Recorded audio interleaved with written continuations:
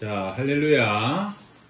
우리 새해가 밝고, 오늘 이제 녹화로는 새해 첫 번째 녹화인데, 여러분, 오늘은 우리가 새 주제 말씀이죠.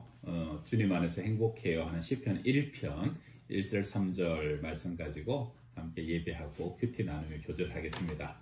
올해 우리 주제가인 행복, 우리 함께 찬양하겠습니다. 화려하지 않아도 정결하게 사는 삶, 가진 것이 없어도 감사하며 사는 삶, 내게 주신 작은 힘 나눠주며 사는 삶, 이것이 나의 삶의 행복이라오. 이것이 행복이라오. 세상은 알 수 없는 하나님 선물, 이것이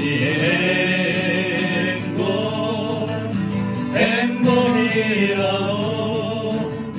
하나님의 자녀로 살아가는 것, 이것이 행복이라오.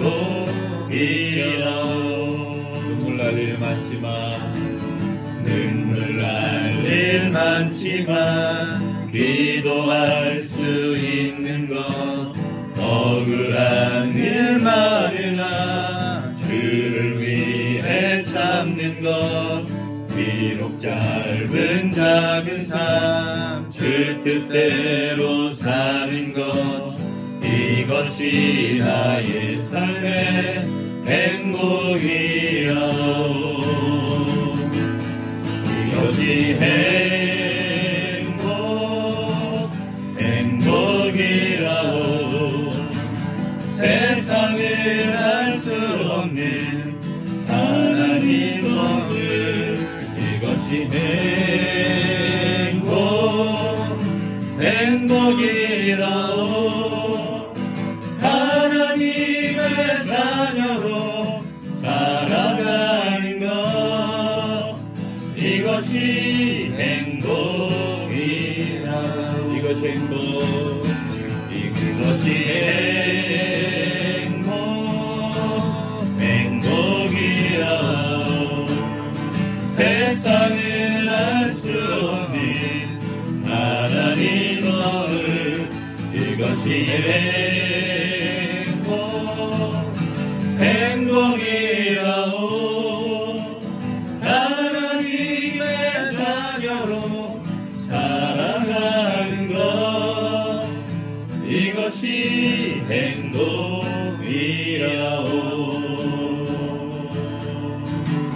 이것이 행복이라오.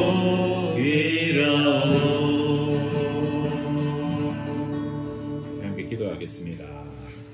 모든 것을 새롭게 하시는 하나님 아버지, 신년 특세를 맞이하여 크신 은혜를 부어주시고, 또한 이렇게 묵상 나눔을 통해서 하나님의 말씀에 더욱더 집중하게 하심을 감사드립니다. 하나님, 저희들 주님 안에서 또한 거듭나며 새로운 피조물로 온전히 태워질 수 있는, 그 속에서 누릴 수 있는 기쁨을 또한 발견하게 하시고, 특별히 주님 안에 거하는 것이 진정한 행복임을 깨닫게 하여 주옵소서. 우리 안에 성공적인 삶을 꿈꾸는 것이 아니라 때로는 화려하지 않아도 주님 안에 있는 것이 진정한 행복임을 깨달을 수 있도록 도와주시고, 특별히 주님, 시냇가에 심은 나무처럼 우리가 그 말씀의 그 뿌리에 가장 깊이 내려서 그 하나님의 말씀으로 또한 영양분을 삼고 내 삶의 기준으로 삼고 그런 말씀대로 삶을 살아낼 수 있는 하나님의 백성 모두가 되어지게 하여 주옵소서. 오늘 말씀의 나눔을 통해서 또한 새롭게 부어주실, 그리고 내 영을 새롭게 창조하시고 생명의 풍성한 것들을 채우실 것들을 기대하며 모든 것 우리를 구원하신 예수님의 이름으로 간절히 기도드립니다. 아멘. 아멘.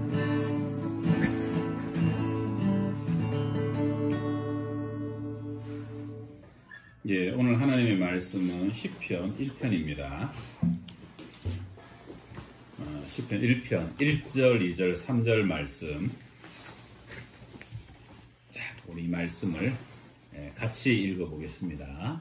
복 있는 사람은 악인들의 꾀를 따르지 아니하며 죄인들의 길에 서지 아니하며 오만한 자들의 자리에 앉지 아니하고 오직 여호와의 율법을 즐거워하여 그의 율법을 주야로 묵상하는도다. 그는 시냇가에 심은 나무가 철을 따라 열매를 맺으며 그 잎사귀가 마르지 아니한 같으니 그가 하는 모든 일이 다 형통하리로다. 아멘. 예, 우리 시편 1편입니다. 시편 1편은 우리 시편 전체의 주제와 같은 시편 전체의 내용을 압축해가지고 어떤 사람이 복된 사람이냐. 시편이 재밌는 게 제일 긴장도 119편이거든요. 근데 그것도 하나님의 말씀에 관해서 구구절절히 얘기해놨지 않습니까? 첫 번째 1편도 하나님의 말씀을 묵상하고 그 말씀을 즐거워하는 사람은 최고로 복된 사람이고 형통한 사람이고 철을 따라 열매를 맺어지는 사람이다 하는 것을 얘기하면서 지난 주일에 제가 말씀드렸던 것처럼 첫 주일에 말씀드렸던 것처럼 행복하도다 이 사람들이요. 참 복에 복을 받은 그냥 복이 겹겹이 쌓여 있는 것이 이 시편 1편이라고 얘기할 수 있는데 산상팔복과 딱 통합니다. 산상팔복도 공동 번역으로 보게 되면 그 복을 행복이라고 번역했거든요. 그래서 하나님 나라에서 행복한 사람들이 어떤 사람들이냐? 마음이 가난하고 또 애통하고 긍휼히 여기고 막 이런 8가지의 사람들이 하나님 나라에서 최고 행복한 사람들이고 이 세상을 또 행복하게 살아갈 사람들. 그게 이제 시편 1편에서 그러면은 또 구약에서 말하는 행복한 사람은 어떤 사람이냐 하고 딱 매칭이 되는 그러한 말씀의 핵심을 가르치는 것이죠. 여러분 한 해 동안 여러분의 가정이 행복하고 우리 교회가 행복하고 또 우리의 심령들이 정말로 하나님 안에서 행복하고 풍성한 복의 복을 누리는 시간들이 되시기를 축복합니다. 아멘. 예, 그럼 오늘 우리 이학준 전사님이 이제 새해부터 중고등부를 또 함께 준전임으로 사역하면서 예배 때는 매번 또 같이 뵙게 되겠네요. 오늘 먼저 왔는데 인사 한번 하고 예, 그리고 이제 말씀 묵상 시작할까요? 예. 네, 감사합니다. 이학준 전도사입니다. 아유, 감사합니다. 자, 이제 자연스럽게 우리 목사님, 전사님들 말씀의 나눔 시작하도록 하겠습니다. 저는 2절에서 이 말씀에서 좀 느낌이 있었는데요. 오직 여호와의 율법을 즐거워하여 그의 율법을 주야로 묵상한다라고 말씀하고 있어요. 근데 이걸 봤을 적에 저는 이제 그 아내와 결혼을 했을 때가 생각이 납니다. 몇 년 됐죠? 이제 만 2년 지났습니다. 아직 신혼이에요. 네. 행복, 우리 떨어지는. 근데 이제 보면은 아내랑 처음에 연애했을 적에 좋다 보면은 이제 점점 이제 헤어지는 시간이 길어지잖아요. 9시 헤어지던 것이 1시간만 더. 그냥 막차를 타고 이제 헤어지게 되고, 심지어 이제 너무너무 좋아하면은 막차를 놓쳐서 택시를 타는 경험도 이제 할 때가 있어요. 누구든 그걸 안 해보면 사랑을 잘 모른다 할 정도로 그런 게 있는데, 진짜. 그러다가 나중에는 안 되겠다. 우리 그냥 평생 동안 같이 주야로 같이 살아보자. 헤어지기 싫어서. 네, 그럴 때 이렇게 하는 것이 결혼이라고 저는 알고 있습니다. 오늘 2절 말씀도 마찬가지라고 생각합니다. 오직 하나님의 말씀이 얼마나 나에게 생명을 주고 내가 죽음이 있는데 날 살려준다는 그 말씀이 너무나 달고 그거 없이는 못 살게 절절절절하는 그 마음이 있으니까 이거를 주야나 묵상을 안 할 수가 없는 거예요. 여기 내 생명이 있으니까. 그러다 보니까 항상 하나님과 주야를 묵상하는, 즉 하나님과 결혼하고 하나님과 항상 동행하는 그 에녹과 같은 삶을 사는 것이 복 있는 사람이 아닌가 저는 그렇게 생각이 들었습니다. 그러니까 저도 나중에 하려고 그랬는데 생각하는 게 연결된 부분이 있으니까 하나님의 말씀, 뭐 이 성경책이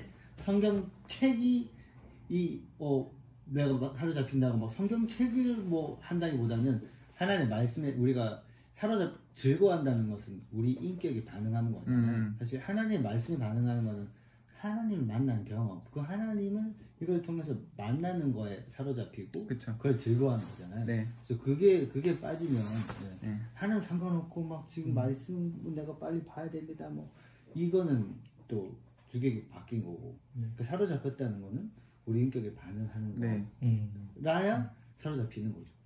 즐거워하고 그 주야로 이렇게 묵상한다는 게 지금 목사님 이제 주일날 하가를 이렇게 계속 얘기하셨잖아요. 계속 뜯어먹고 이렇게 반복하고. 근데 네. 그러다 보면은 사실 어떤 삶 속에서 그게 자연스럽게 떠오르잖아요. 네. 그게 이제 아까 방금 박 목사님이 얘기하셨던 것처럼 삶의 현장에서 그 말씀이 이렇게 적용되는 이 하나님께서 이제 뭐 예를 들면 올해 신년 말씀 지금 저도 이렇게 간증들을 막 하시는데 올해 말씀 딱 뽑았는데 아 이거 내 말씀이다. 뭐였어요? 아 저는 되게 사실 조금 무서웠어요. 아 그래? 딱 뽑았는데 다니엘이 마음을 정하여. 나는 이런 사람 아닌데 하나님께서 올해 저에게 끝까지 마음을 정하여. 네, 다니엘이 마음을 정하여 그 다니엘 초반에 마음을 정해가지고 음식물 먹자는 얘기거든요.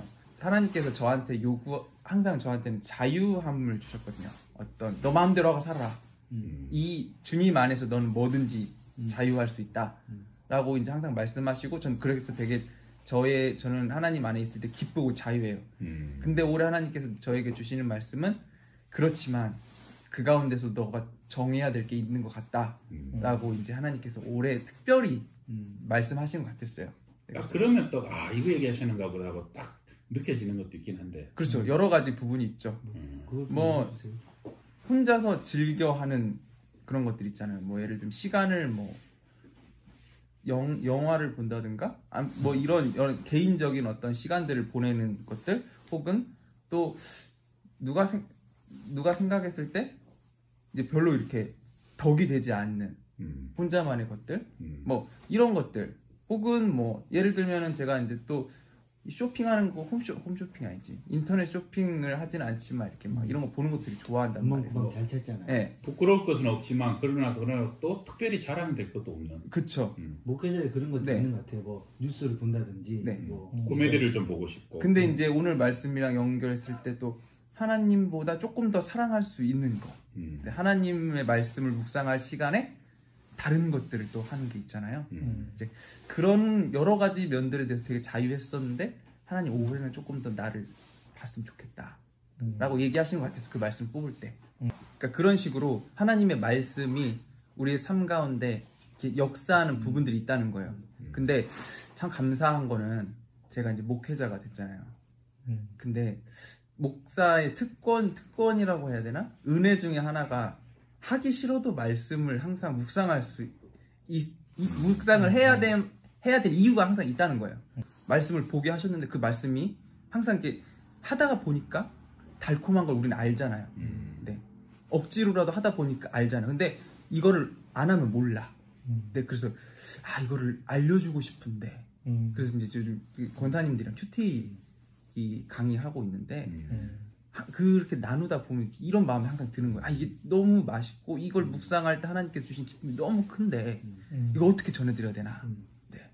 설명해드리고 싶은데 설명할 수 없는데. 좋은데 너무 좋은데. 그쵸. 설명할 수가 없네. 네. 본인이 직접 해봐야. 그쵸. 맛봐야 아는 맛봐야. 요리도 너무 네. 맛있지 뭐해. 그쵸. 먹어봐야 아는 거죠. 대단하시네. 충만해서 좋습니다. 주고 싶어. 옛날에 어떤 분은 그런 비유를 하더라고. 어머니 그러니까 아기 기르는 엄마가 젖이 퉁퉁 불어가지고 이것을 먹여야 되는데 뭐 그런 비유를 하기도 하더만. 말씀을 내 삶 가운데로 적용시켜 가는 것은 되게 중요한 부분 같아요. 저희가 가정 예배를 이번에도 드리면서 저희는 지금 요한 2서 말씀을 묵상하고 있었는데 가정이 거기서 어떤 말씀 저희 아내가 내가 너희를 대면할 때 대면하는 그 이유는 너희 기쁨을 충만하게 하려 함이다 라고 얘기하는데 지금 우리가 비대면 상태로 서로의 얼굴을 보지 못하는 것들 가운데 상황이 너무 이게 대면할 때 누릴 수 있는 그 기쁨을 아직 우리가 좀 맛보지 못한 상황이 이게 너무나 절절히 와닿고 말씀이 내 안에 적용되는 부분들이 이게 정말 그렇다. 내가 미처 예전에 알지 못했던 것들을 말씀을 통해 또 깨닫게 하시구나. 그래서 또 그날이 또 속히 오기를 또 기대하는 마음도 있고 그런 적용점들이 저에게 날마다 이렇게 샘솟듯이 만나처럼 주시는 말씀이어서 너무 참 감사한 것 같고요. 이어서 제가 또 묵상하는 부분은 3절의 말씀 가운데 형통하리로다 하는 형통의 삶에 대해서 기본적으로 국어 사전의 의미는 형통이라는 것이 내 뜻대로 그리고 흔히 생각할 때는 뭐 성공적인 삶, 돈이나 명예를 이렇게 뭐 마음껏 누리고 사는 삶을 형통의 삶이라고 하는데 우리 그리스도인은 다 알고 있습니다. 형통의 삶이 하나님과 동행하는 삶이 진짜 형통한 삶이다라는 걸 다 알고 계실 거예요. 근데 그러면 형통한 삶이 하나님과 동행하면서도 고난은 만날 수 있다라는 거죠. 그러면 오늘 제가 이 말씀 가운데 드는 생각이 우리도 지금 어떻게 보면 고난의 그 긴 터널을 보내고 있는데 이 터널 속에서 나는 그럼 어떠한 형통의 삶을 누리고 있는가를 내가 잠시 이렇게 묵상을 해보니까 내가 결국은 여기 보면 시냇가에 심은 나무가 나오는데 내가 말씀에 그 뿌리를 얼마만큼 내가 깊이 내리는가에 따라서 내가 정말 형통한 삶을 누리고 있느냐 아니면 누리지 못하느냐가 결정이 전 되는 것 같아요. 내 고난이 막 50%라고 생각을 할 때 그런데 내가 말씀을 뿌리는 내 삶이 100이라고 만약에 가정하면 그 말씀과 깊이 있으면 내 삶은 형통한 삶이란 고난이 와도 이 고난을 뛰어넘을 수 있는 형통의 삶을 내가 맛보고 있다는 거죠. 근데 고난이 80으로 나한테 다가올 때 내가 말씀 안에 얼마나 뿌리는가를 보면 한 20밖에 안 되는 거예요. 말씀을 그냥 지나치면서 바쁜 일상 가운데 그냥 이렇게 흘러보내면 나는 사실은 진정한 형통한 삶을 누리고 있지 않는 게 아닌가라는 생각이 들면서 내가 말씀 가운데 얼만큼 뿌리 내려야 되는가에 대한 그 속에서의 그 형통의 의미를 좀 새롭게 좀 묵상하는 그런 시간이 되었던 것 같습니다. 네. 폴 트루네가 고난을 호두를 깨는 망치와 같다고 비유를 했죠. 근데 이게 망치를 잘못하면 호두가 알이고 뭐고 다 깨져버려요. 네. 그러니까 일종의 우리의 고난이 사실은 은혜 속의 고난을 받아야 돼요. 네. 하나님과 동행하는 속의 고난을 받아야 그것이 더 아름답게 깎아지고 다듬어지고 그래서 진짜 요셉처럼 멋지게 형통하게 하나님의 뜻이 이루어지는 사람이 세워지는 거죠. 어떻게 보면은 그냥 무조건 고난만 크다고 좋진 않아요. 사람이 뭐 강팍해지고 악해지고 모질어지고 그러나 은혜 속에 있는 사람의 고난은 결과적으로는 그것이 합력하여 선을 이루는 역사가 된다. 네. 저는 이거 묵상하다 보니까 우리 성경으로 볼 때도 시냇가에 심은 나무라고 하는데 시냇가에 심은 나무 그냥 한국을 읽다 보면 시냇가에 심은 내가 뿌리를 내리고 이런 나무에서 얘기하는 그 부분도 분명히 중요하긴 한데 제가 그냥 한글로 묵상했을 때 이런 의미지 않을까 했는데 원어를 살펴봤을 때도 그리고 그거를 이렇게 메시지 성경이 원어 의미를 잘 살려냈잖아요. 메시지 성경에서는 시냇가에 심은 나무를 에덴 동산에 다시 심긴 나무라고 되어 있어요. 그러니까 옮겨와서 심겨지는. 뭐 옮겨져 왔다는 건 그 전에 그대로 놔두면 죽을 것 같아. 아까 목사님이 얘기한 그 광야, 그 환란이 너무 센 거 이대로면 죽을 것 같은 거죠. 그래서 뿌리를 잘 보존해서 옮겨와서 심겨진 거죠. 그러니까 우리가 원래 뭐 은혜 가운데 없고 은혜가 아닌 길에 있었는데 우리가 지금 말씀을 들리고 즐거워하는 이 자리 시냇가에 이제 있는 것 자체가 하나님이 우리를 옮겨다 놓으신 거라는 거죠. 그러니까 그 자리에 있으면 시냇가에 있는 나무는 가뭄이 와도 상관없는 거죠. 3년 가뭄이 와도 남목사님 말한 부분도 아예 그러니까 손만 뻗으면 물이 있는 거예요. 그러니까 나무를 보면 제가 어느 날인가 그 서교동 교회 그 기도학교 갔었을 때 꽃을 묵상한 적이 있거든요. 근데 그때 꽃을 딱 상상하고 묵상하는데 저희 딸이 그때 한창 100일도 안 됐을 때거든요. 딸이랑 오버랩 되면서 딸이 자다가 기집애를 와 피는 거예요. 그 장면이 생각나면서 애가 그때는 한 달 만에 2배씩 클 때거든요. 안에 에너지가 꽉 차 있는 게 그때 상상이 됩니다. 에너지가 넘쳐가지고 기직을 피잖아요. 생명력이 막 터질 것 같은 거죠. 꽃도 열매 맺기 직전의 꽃이 있잖아요. 그러니까 생명력이 가득 차 있는 그 상태. 그러니까 나무를 보면서도 똑같은 나무지만 안에 생명력이 가득 차 있는지 지금 죽어가고 이제 겉으로는 보이지 않지만 이제 뿌리가 어떻게 되어 있느냐. 근데 여기 시냇가에 심겨진 나무는 잎사귀 하나 떨어진 일 없어요. 저희가 자치현 목사님이 작년 여름 가을쯤에 그 1년 돼가지고 몇 년 돼가지고 몇 주년이나 꽃을 하나 줬어요. 물만 주면 바람만 쐬주면 겨울에도 계속 꽃이 핀다고 그랬거든요. 근데 그걸 물을 정기적으로 줬어요. 겨울에 한참 이번 주에 꽃이 피더라고. 그 잎사귀가 하나도 안 떨어졌어. 그것도 생각나면서 아, 물이 충분하고 생명력이 충분한 상태는 그렇다면 이제 꽃이 핀다는 거는 막 한창 절정이어서 그게 끝이 아니라 열매를 맺는 거잖아요. 그러니까 하나님이 옮겨다가 심겨진 자리에 순종하고 있으면 열매를 맺는다라는 묵상을 해보았습니다. 우리 딸이랑 그 꽃이랑 비유 아주 역동적이고 생생한 이미지네. 제가 그 묵상했던 거 지금 눈으로 본 것처럼 눈을 감았는데 이렇게 막 터질 것처럼. 네.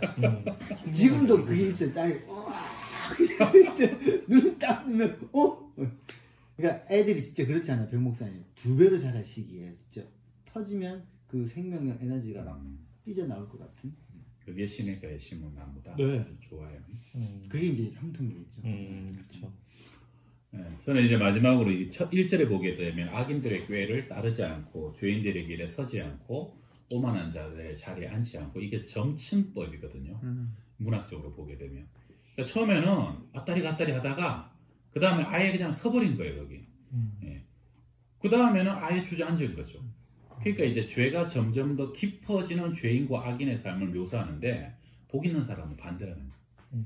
하나님께 나아갔다가 하나님의 길에 순종하다가 나중에는 완전히 하나님께 사로잡혀갖고 하나님 안에 내가 하나님 안에 연결되고 연합되고 그냥 시냇가에 심은 나무가 그냥 그 시내와 나무가 하나가 돼가지고 그래서 생명수를 통해서 지금 목사님의 말씀처럼 그 모든 신령한 에너지가 꽃으로 열매로 활짝 펴버리는 삶. 그게 바로 이 우리 시편 1편의 축복이다 하는 거거든요. 저는 사실은 청년 때는 아주 좀 강한 말씀을 많이 했어요. 절제합시다, 훈련합시다, 하나님 앞에 성교합시다, 우리 믿음으로 충성합시다, 뭐 이런 얘기를 많이 했는데 좀 젊을 때는. 근데 이제 그때 제가 청년 때 큰 교회 가보면은 소위 말하는 목사님들이 복만 얘기하고 기복신앙 뭐 이런 비판이 있었잖아요. 근데 제가 목회를 조금 하다가 보니까 제가 어느 순간 설교를 이렇게 많이 하다 보니까 축복신앙, 복에 관한 신앙을 해야 되잖아요. 나는 설교를 준비하다가 알았어요. 제가 제 안에 복이 많지 않으면 그 설교를 못하는구나. 1년 내내 복을 얘기하는 목사님들은 본인이 받은 복이 많아요. 사람이요, 본인이 아플 때 고난 얘기, 어려운 얘기를 많이 할 수 있어요. 본인이 성령 충만할 때 성령 얘기를 많이 할 수 있는 것처럼 내가 받은 복이 많아야 복을 마음껏 얘기할 수 있다는 걸 저는 그때 알았어요. 그래서 사실 젊은 사람들이 자꾸 그런 얘기 하는 거는 자기가 받은 게 없어서 그럴 수도 있어요. 받은 게 없어서. 그래서 저는 이번에 감사한 게 하나님이 우리 교회에 복을 선언하고 복을 약속하십니다. 얼마나 감사합니까? 저도 사실 목회하다가 이렇게 막 복덩어리 막 복의 총체를 우리의 약속의 말씀으로 선포한 적은 없었던 것 같아요. 그래서 저도 개인적으로는 또 특별한 기대감이 있고 그리고 우리 교인들도 코로나가 아직 끝나지는 않았지만 진짜 우리 주제 약속의 말씀처럼 말씀하는 행복한 교회, 기도하는 행복한 사람, 또 예배하는 행복한 가정, 행복의 복이 겹겹이 쌓여가지고 우리 모두가 야 하나님 안에 있으니까 진짜 좋구나, 진짜 감사하구나, 진짜 행복하구나 그 약속을 그냥 확 취하고 믿음으로 여러분 형통한 그런 삶이 꼭 되시기를 축복합니다. 자, 우리 그럼 오늘 이제 말씀 자체가 참 좋습니다. 하나님 우리 가정에 말씀되게 하시고 우리 교회에 말씀되게 하시고 우리 심령에 이 놀라운 복이 차고 넘치고 주의 길 걷게 하시고 형통하게 하여 주시고 축복의 통로 되게 하여 주시며 하나님 기뻐하고 즐거워하는 우리의 자녀들 다음 세대들까지 되게 하옵소서. 우리 같이 말씀을 적용하며 기도합시다. 할렐루야. 하나님 감사합니다. 저희들이 우리에게 복의 그런 대신 그리스도 알게 하시고 그 복을 알게 하시며 복의 삶을 살아가게 하시며 감사합니다. 하나님 아버지 우리가 드리는 들어간 우리에게 주님까지 바로 우리에게 하나님 아버지 우리가 드리는 아버지의 영광을 받고 말씀이 살아 영원하다 주시옵소서. 내 안에 하나님 어떻게 우리의 내가 어떤 우리가 보게 하여 주시면 즐거워하게 하여 주시옵소서. 주의 자녀들이 우리가 자녀까지 세상에 참된 열매로 삶이 될 수 있도록 영광받으소서, 찬양받으소서, 감사하여 주시옵소서. 하나님 아버지, 우리 2021년에 참으로 아름다운 겹겹이 쌓인 복의 말씀으로 저희를 축복하시고 또 약속하셔서 너무 감사합니다. 아버지, 이번 이 말씀처럼 참으로 우리 모두가 말씀을 믿음으로 부여잡습니다. 기대합니다. 시냇가에 심은 나무가 되게 하여 주옵시고, 우리 오늘 주제의 말씀처럼 말씀 안에 행복한 교회가 되게 하시고, 아버지여 또한 기도하는 행복한 사람이 되게 하여 주시고, 예배하는 행복한 가정이 되게 하여 주심으로 우리 모두가 이 축복의 거룩한 통로 되어서 많은 사람이 이곳에 와서 쉼과 위로를 얻으며 하나님이여 세상에 참으로 아름다운 열매들로서 이 어려운 세상에 축복의 통로, 빛의 통로로 쓰임받을 수 있는 저희 모두가 되게 하여 주시옵소서.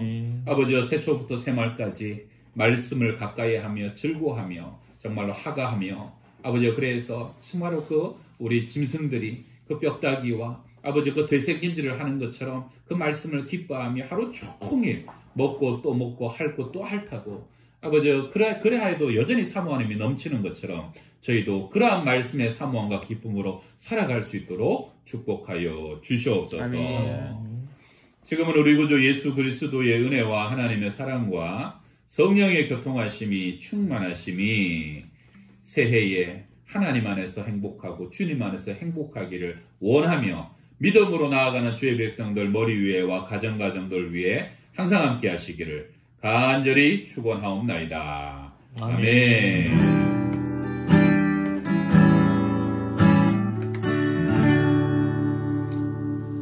할렐루야. 우리 박수로 한번 영광 돌립시다. 네.